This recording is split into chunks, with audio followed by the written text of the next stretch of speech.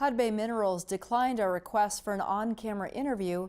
However, Rick Grinnell, the Southern Arizona Business Coalition, agreed to speak with us in support of the project and what it means for the future of Southern Arizona and copper production around the world. About 90% of this pit itself is on private property.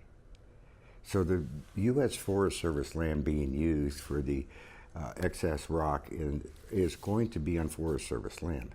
That's why we go through the whole environmental impact process. Keep in mind, we still import copper into this country now. We used to be a net exporter. We are now a net importer. The population has grown 3 times since 1950 to 7.7 billion people. The need for copper has grown 9 times. And over the course of the next 10 years, the population increase, it's going to become much more important to have copper.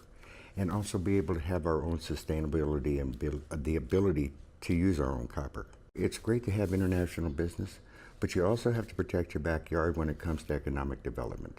You have to make sure you have the resources and utilize them the best possible way in order to facilitate the need of the American people.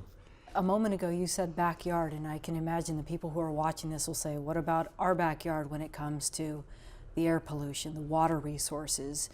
Who's really going to be the gatekeeper of ensuring that Hudbay honors what it says it's going to do for this community and for that mountain range? The U.S. Forest Service, the Corps of Engineers, the Environmental Protection Agency. There is an accountability process that goes on with this. It's not like they can just go in and all of a sudden they got their toys and then go play. This is not the way it works anymore.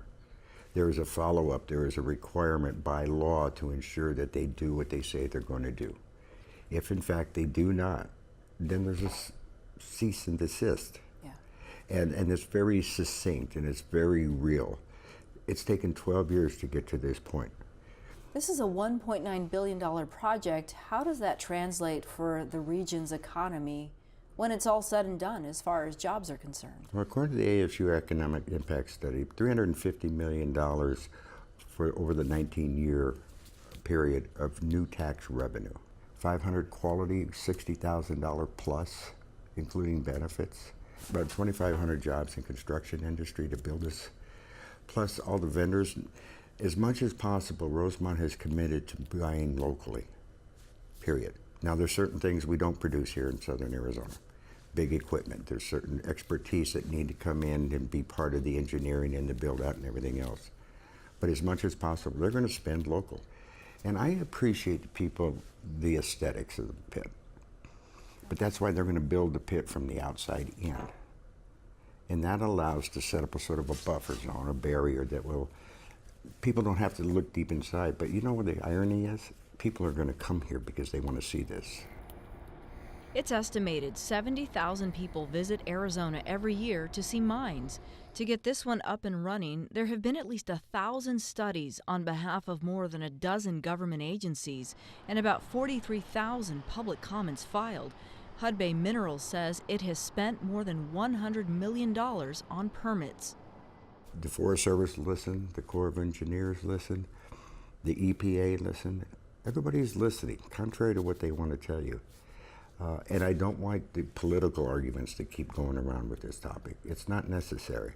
If it's approved, what does it mean for Arizona? It's a solid, sustainable economic engine. It keeps people employed.